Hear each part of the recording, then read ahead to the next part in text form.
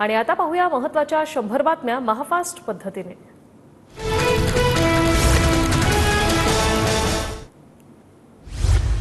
दादरमधील 80 वर्ष जुनं हनुमान मंदिर पाडण्यासाठी मध्य रेल्वेकडून नोटीस जारी। 7 दिवसांमध्ये मंदिर प्रशासनाने योग्य भूमिका न घेतल्यास मंदिर पाडण्याचा इशारा। भाजप सरकार दादरमधील हनुमान मंदिर पाडायला निघालं। एक है तो सेफ है, मग मंदिर कुठे सेफ आहे? उद्धव ठाकरेंचा सवाल। बांगलादेशच्या मुद्द्यावर आमचे खासदार मोदींना भेटायला गेले होते, पण भेट नाकारली। ठाकरे गटाचे खासदार आणि पीएम भेटीवरून उद्धव ठाकरे यांचं वक्तव्य। बांगलादेशात हिंदूंवर हल्ले सुरूच, मात्र केंद्र सरकार गप्प। भाजपचं हिंदुत्व हे फक्त मतांपुरतं, उद्धव ठाकरेंचा केंद्र सरकारवर निशाणा। सुनंदा पवार कोणत्या संदर्भात म्हणाल्या? कुटुंब म्हणून एकत्र यायला पाहिजे की राजकारणात? सुषमा अंधारेंकडून सवाल उपस्थित। पंतप्रधान मोदींवर टीका करण्याची ठाकरेंची अवकात नाही। काँग्रेस सोबत बसलेले आज हिंदूंच्या आरक्षणाबाबत बोलत आहेत। उद्धव ठाकरेंनी केलेल्या टीकेला चंद्रशेखर बावनकुळेंचं उत्तर। बाडग्यांनी हिंदुत्वावर बोलू नये, लाड यांचा ठाकरेंवर पलटवार। ठाकरेंनी भाजपवर केलेल्या टीकेला लाड यांचं प्रत्युत्तर। कुटुंब म्हणून शरद पवार आणि अजित पवारांनी आता एकत्र येण्याची गरज। रोहित पवारांची आई सुनंदा पवार यांचं मोठं वक्तव्य। शरद पवार आणि अजित पवारांनी भेट राजकीय त्यांची नाही तर कौटुंबिक असल्याची ही प्रतिक्रिया। राष्ट्रवादीने एक व्हावं ही दोन्ही गटातील पदाधिकाऱ्यांची भावना, मात्र आमची राजकीय भूमिका वेगळी, त्यावर वरिष्ठ निर्णय घेतील। सूरज चव्हाणांची प्रतिक्रिया।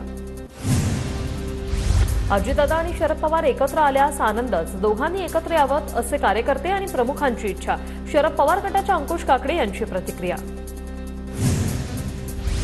सुनंदा पवारांचं वक्तव्य हे स्वागतार्ह आहे। सर्वांनी अजितदादांचं नेतृत्व मान्य करावं आणि राष्ट्रवादी म्हणून एकत्र यावं, अमोल मिटकरींचं आवाहन। राष्ट्रवादीवर बोलणारे अमोल मिटकरी कोण? अमोल मिटकरींना अकोल्यात कोणी ओळखतं का? शरद पवार गटाचे नेते अंकुश काकडे यांचा मिटकरींवर हल्लाबोल। शरद पवार पुरोगामी विचारांपासून दूर जाणार नाहीत, ते घाबरून पळालेल्यांच्या नादाला लागणार नाही। पवार गटासंदर्भातील चर्चांवर संजय राऊतांची प्रतिक्रिया। दिल्लीत बैठकांचा जोर वाढलाय, कुछ तो गडबड है, वडेट्टीवारांचं वक्तव्य। तर भाजपला दुसऱ्याचं घर फोडल्याशिवाय चैनच पडत नाही, वडेट्टीवारांची टीका। गौतम अदानी महाराष्ट्राचं भविष्य ठरवण्याचा प्रयत्न करतात, अदानी विनोबा भावे आहेत का? संजय राऊतांची अदानींवर टीका। शरद पवार स्वतःचे निर्णय स्वतः घेतात, संजय राऊतांचा इशारा ठाकरे गटासाठी होता। राऊतांच्या टीकेला संजय शिरसाट यांचं प्रत्युत्तर। अनेक आमदार आमच्या संपर्कात, अधिवेशन झाल्यावर कळेल, शिवसेना आमदार संजय शिरसाट यांचा मोठा दावा। शरद पवार गट फोडण्याचे प्रयत्न सुरू असू शकतात, पवार गटाचे 5 खासदार फोडा आणि केंद्रात मंत्रीपद मिळवा। भाजपचे अजित पवार आणि प्रफुल्ल पटेलांना ऑफर, संजय राऊतांचा दावा। अजित पवार गटाकडून कुठल्याच खासदाराला ऑफर आली नाही, राऊतांच्या दाव्यावर शरद पवार गटाचे खासदार अमर काळेंची प्रतिक्रिया। पवार जो निर्णय घेतील त्याला 8 खासदारांची एकवाक्यता असेल, अमर काळे यांचं वक्तव्य। नागपुरात अनिल देशमुखांच्या घराबाहेर अजित पवारांचे बॅनर, महाराष्ट्राचे दादा असा बॅनरवर आशय। 15 तारखेला नागपुरात अजित पवारांच्या उपस्थितीत मेळावा।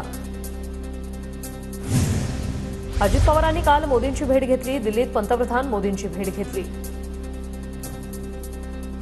मंत्रिमंडळाचा शपथविधी उद्या होणार हे जवळपास निश्चित। भाजपला आता दिल्लीतील यादीची प्रतीक्षा। दिल्लीतून ग्रीन सिग्नल मिळाल्यास उद्या संध्याकाळी 5 वाजता शपथविधी होणार असल्याची सूत्रांची माहिती। महायुती सरकारचा मंत्रिमंडळ विस्ताराचा फॉर्म्युला ठरला। भाजपला 21, शिवसेना शिंदे गटाला 13 तर दादा गटाला 9 मंत्रिपद। पहिल्या टप्प्यात 35 आमदार मंत्रिपदाची शपथ घेणार, सूत्रांची माहिती। महानगरपालिकेच्या निवडणुकीत ज्यांना स्वतंत्र लढायचं आहे त्यांनी लढावं। मुंबई पालिकेची निवडणूक ठाकरे गट स्वबळावर लढण्याचे राऊतांचे संकेत। संजय राऊतांच्या देहबोलीत मला थोडंसं नैराश्य दिसलं, राऊतांनी भूमिका स्पष्ट करावी, विजय वडेट्टीवार यांची मागणी। ते स्वबळावर लढणार असतील तर आम्ही लढू, काँग्रेस आमदार विकास ठाकरे यांचा संजय राऊतांवर पलटवार। 22 जानेवारीला सुप्रीम कोर्टात होणाऱ्या सुनावणीनंतर पालिका निवडणुकांचं भवितव्य ठरणार। राज्यातील महापालिकांच्या निवडणुका एप्रिल नंतर होण्याची शक्यता। राज्यात लोकप्रतिनिधींच्या 34,000 जागा रिक्त।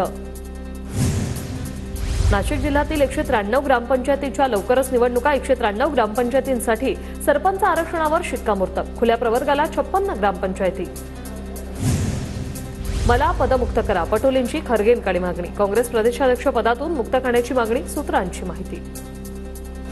पैशाच्या जीवावर सरकार पाडली जात आहेत. महाराष्ट्रातलं सरकार पैशाच्या जीवावर पाडलं. हिमाचल प्रदेशमधील सरकार पाडण्याचा प्रयत्न केला. प्रियंका गांधींचा लोकसभेतून भाजपवर हल्लाबोल. गृह आणि अर्थ खाता भाजपकडेच राहणार. सार्वजनिक बांधकाम आणि महसूल बाबत अजित पवारांना झुकतं बाब, तर नगरविकास खात्यासाठी शिंदेंसह दादा गटही आग्रही. भाजपमधील कोणाला मंत्री बनवायचे याची यादी शॉर्टलिस्ट. मंत्रिमंडळ विस्ताराबाबत तिढा नाही. मंत्रिमंडळाचा फॉर्म्युला लवकरच सांगणार, फडणवीसांचं वक्तव्य. शिंदेंच्या शिवसेनेच्या 3 मंत्र्यांना डच्चू मिळणार असल्याची सूत्रांची माहिती. शिंदेंच्या शिवसेनेकडूनच अब्दुल सत्तार, तानाजी सावंत, केसरकर या तिघांना मंत्री करण्यास विरोध. भारताचं संविधान संघाचं विधान नाही. डोक्याला संविधान लावणारे पंतप्रधान हाथसरच्या घटनेवर दुःख व्यक्त करत नाहीत. प्रियंका गांधींचा पंतप्रधान मोदींवर हल्लाबोल. राज्यसभेत अविश्वास प्रस्तावावरून गदारोळ. सभापती विरोधकांचा अपमान करत आहेत. काँग्रेस अध्यक्ष मल्लिकार्जुन खरगेंचा आरोप. मी शेतकऱ्याचा मुलगा, या कुणाही पुढे झुकणार नाही. जगदीप धनखड यांचं विधान. तर तुम्ही शेतकऱ्याचा मुलगा असाल तर मीही मजुराचा मुलगा, खरगेंचं राज्यसभेत वक्तव्य. देशातील व्यवस्था उद्ध्वस्त करण्याचा मोदींचा डाव. स्वतःची सोय पाहण्यासाठी one nation one election. Sanjay राऊतांची मोदींवर टीका. खासदारकीची शपथ घेतल्यानंतर प्रियंका गांधींनी पहिल्याच भाषणात ईव्हीएमचा मुद्दा उठवला. बॅलेट पेपरवर निवडणुका घ्या. प्रियंका गांधी संसदेत त्यांनी केलं वक्तव्य. मसाजोगमधील सरपंच हत्याप्रकरणी बीडच्या केज पोलीस ठाण्यात ठिय्या. खासदार बजरंग सोनावणे यांचे समर्थक आक्रमक. पोलिसांविरोधात घोषणाबाजी करत सोनावणे समर्थकांचं आंदोलन सुरू. परभणीतील घटनेच्या निषेधार्थ हिंगोलीतील औंढा नागनाथ शहरमध्ये बंदची हाक. शहरात पोलिसांचा मोठा पोलीस बंदोबस्त तैनात. परभणीतील घटनेच्या निषेधार्थ आज कळंब शहर बंदची हाक. आंबेडकरी अनुयायी संघटनेकडून बंदची हाक. परभणीतील घटनेच्या निषेधार्थ आज नाशकातील नांदगाव बंदची हाक. नांदगाव शहरात कडकडीत बंद. परभणी शहरात जनजीवन हळूहळू पूर्वपदावर. डॉक्टर बाबासाहेब आंबेडकर पुतळा परिसरात पोलिसांचा बंदोबस्त कायम. कालची शांतता समितीची बैठक यशस्वी. परभणीतील घटनेच्या निषेधार्थ जालन्याच्या अंबडमध्ये आंबेडकरी संघटनेकडून निदर्शनं. प्रशासनाच्या विरोधात जोरदार घोषणाबाजी. आरोपीला कडक शिक्षा देण्याची आंदोलकांची मागणी. मसाजोगचे सरपंच संतोष देशमुख हत्या प्रकरणाचे जिल्हाभरात पडसाद. आज सर्वपक्षीय नेते आणि संघटनांकडून बीड बंदची हाक.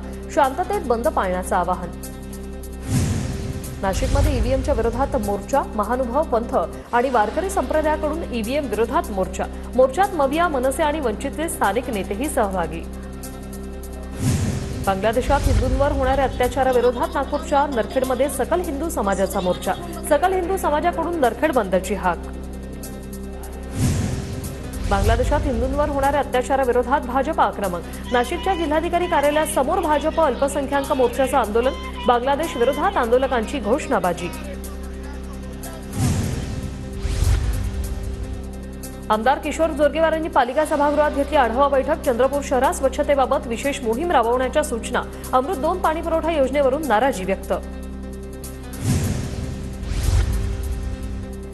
अल्लू अर्जुनला हैदराबादमधून अटक. पुष्पा 2च्या प्रीमियर वेळी झालेल्या चेंगराचेंगरी प्रकरणी अटक. चेंगराचेंगरीत एका महिलेचा मृत्यू झाला होता.